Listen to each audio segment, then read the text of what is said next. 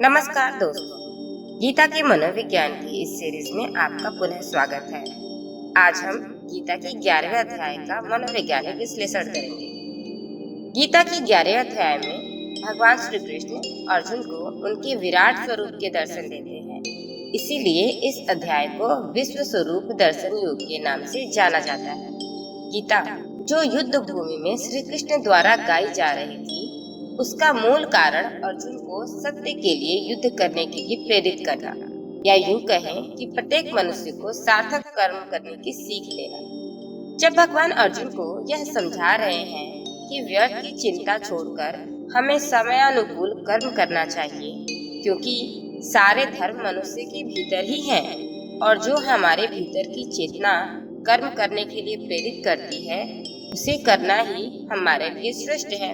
उसके लिए हमें किसी भी परिणाम को सोचने की आवश्यकता नहीं होती है, क्योंकि हमारा गुण और धर्म हमारी अपनी अंतर चेतना ही है, जिसका प्रत्यक्ष उदाहरण श्री कृष्ण स्वयं है, जिस कारण उन्हें भगवान का पद प्राप्त है। फिर भी अर्जुन के मन में संदेह रहता है और वो अपनी मूल प्रकृति की वास्तविकता से विमुख होकर युद्ध से भागना चाहते हैं। तब वो श्री कृष्ण की बातों को प्रमाणित और प्रत्यक्ष रूप से देखने की मांग करते हैं और कहते हैं कि मुझ पर अनुग्रह करने के लिए आपने जो परम गोपनीय अध्यात्म विषयक वचन अर्थात उपदेश कहा, उससे मेरा यह अज्ञान नष्ट हो गया है।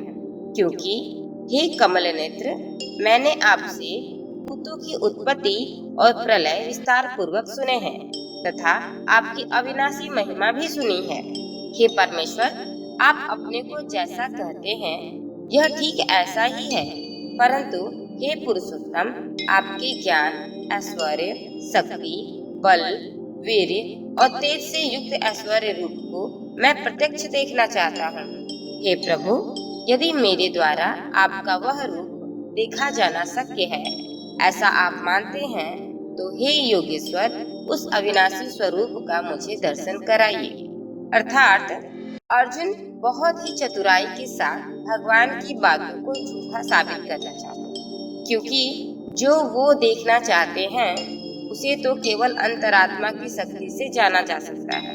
लेकिन युद्ध न करने की हठ में अर्जुन श्री कृष्ण को झूठा साबित करना चाहते हैं, क्योंकि अर्जुन भी ये जानते हैं कि समस्त ब्रह्मांड हमारे भीतर है, लेकिन चेतना उनकी जागृत नहीं है, इसलिए उन्हें अपनी असीम शक्ति का ज्ञान नहीं है। फिर भी उनका डर उन पर हावी है, जिस कारण वो श्री कृष्ण से ऐसी बातें करते हैं।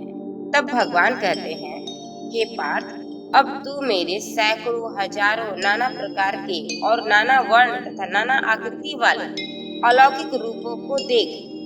हे भरतवंशी अर्जुन, तू मुझ में आदित्यों को अर्थात अदिति के 12 पुत्रों को, 8 वसुओं को, 11 रुद्रों को, दोनों अश्विनी कुमारों को और 49 मरुदगणों को देख तथा और भी बहुत से पहले न देखे हुए आश्चर्यमय रूपों को देख, परंतु मुझको तू इन अपने प्राकृत नेत्रों द्वारा देखने में निसंदेह समर्थ नहीं है।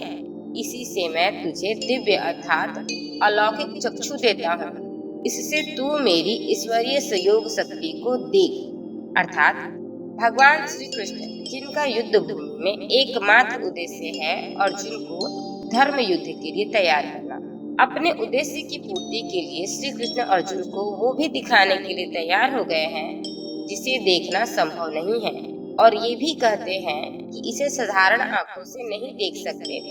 फिर श्री कृष्ण अर्जुन पर सम्मोहन क्रिया द्वारा उसे वो दिखाते हैं जिसे वो देखना चाहते हैं। गीता का ये अध्याय बहुत ही महत्वपूर्ण है, क्योंकि यदि इसका अध्ययन सही ढंग से न किया जाए तो गीता का महत्व कम हो जाता है। फिर ये परम ग्रंथ केवल किसी विशेष मानव वर्ग का ग्रंथ बनकर रह जाता है, जो केवल उन्हीं को यकीन दिला पाता है जो केवल कृष्ण को मानते हैं। लेकिन गीता केवल कृष्ण की नहीं और न ही किसी विशेष मानव वर्ग का ग्रंथ है, बल्कि ये तो संपूर्ण मानव का ग्रंथ है, जिसे सभी मनुष्यों को जानना चाहिए, क्योंकि ये कोई धार्मिक ग्रंथ नहीं बल्कि एक व्यवहारिक ग्रंथ है। जब अर्जुन को भगवान नहीं समझा पाते तो उस पर वो अपनी आंखों द्वारा सम्मोहन क्रिया का प्रयोग करते हैं। और सम्मोहन क्रिया ऐसी क्रिया होती है जिसमें सम्मोहन करता वह सब दिखा सकता है जो वह दिखाना चाहता है। साथ ही जिस पर ये क्रिया की जाती है उसके भीतर की संपूर्ण जानकारी भी प्राप्त की जा सकती है। श्री कृष्ण एक बहुत ही उच्च स्तर के सम्मोहन करता है जिन्होंने अर्जुन को समस्त ब्रह्मांड के दर्शन स्वयं के भीतर करवाए और उसे सबके दर्शन करवाए जिन्हें वो सत्य मानते हैं। हम भी यदि किसी को अपनी बातों पर यकीन न दिला पाते लेकिन उसकी भलाई के लिए यकीन दिलवाना आवश्यक होता है तो उस पर ऐसा प्रयोग करने के लिए विवश हो जाते हैं। तब अर्जुन श्री कृष्ण में वो सब देखते हैं जिन्हें वो देखना चाहते हैं। वो द्रोणाचार्य, भीष्म पितामह, कर्ण सहित सभी कौरवों को मरते हुए देखते हैं। अर्जुन अपनी सेना में से भी कुछ को मरते हुए देखते हैं, लेकिन स्वयं को और अपने भाइयों को और अपने पुत्रों की मृत्यु नहीं देख सकते, क्योंकि ये तो वो देखना चाहते ही नहीं है। इस बात से ये स्पष्ट हो जाता है कि अर्जुन की बड़ी बड़ी तार्किक बातें जो उन्होंने कृष्ण से की, उन्हें अपने कौरवों भाइयों से कोई लगाव नहीं था और न ही अपने गुरुजनों के प्रति कोई विशेष स्नेह था।